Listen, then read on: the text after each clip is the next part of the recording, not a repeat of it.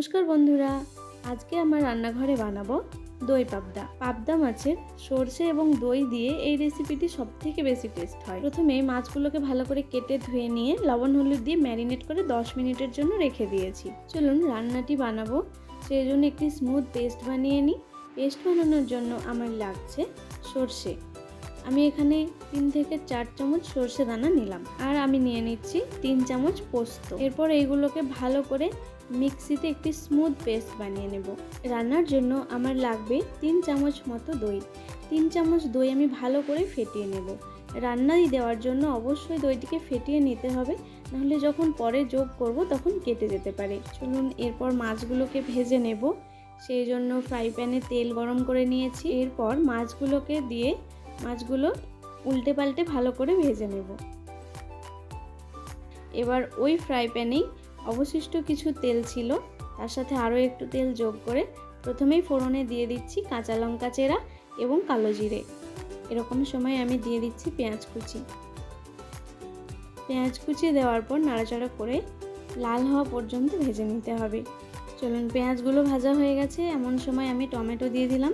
টমেটোর পরিমাণ একটু বেশি দিতে হবে। অল্প কিছুক্ষণ ভেজে নেওয়ার পর লবণ দিয়ে দেব, যাতে টমেটোটা তাড়াতাড়ি গলে যায়। 4 থেকে 5 চামচ পরিমাণ আমি সরষে পোস্তর পেস্ট দিয়ে দিচ্ছি। 1 মিনিট মতো হালকা আঁচে নেড়ে চেড়ে কষিয়ে নেব।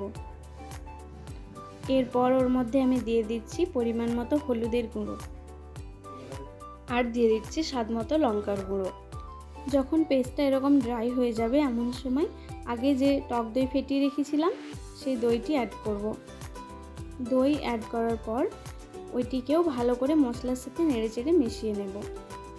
খুব বেশিক্ষণ নয়, 1 থেকে 1.5 মিনিট এইভাবে হালকা আঁচে নাড়াচাড়া করলেই দইটা খুব সুন্দরভাবে মশলার সাথে মিশে যাবে। ঠিক তারপরেই আমি স্বাদ মতো লবণ এবং সামান্য পরিমাণ চিনি মশলার সাথে অ্যাড করে দেব। এরকম শুকনো শুকনো হয়ে আসবে, ঠিক এমন অবস্থায় আমি পরিমাণ মতো জল দিয়ে দেব।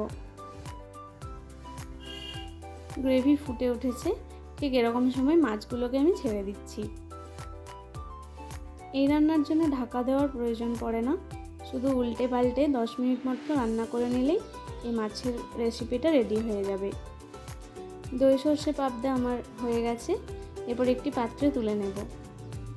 আমার ভিডিও ভালো লাগলে ভিডিওটিতে অবশ্যই একটি লাইক করে চ্যানেলটি সাবস্ক্রাইব করে দেবেন।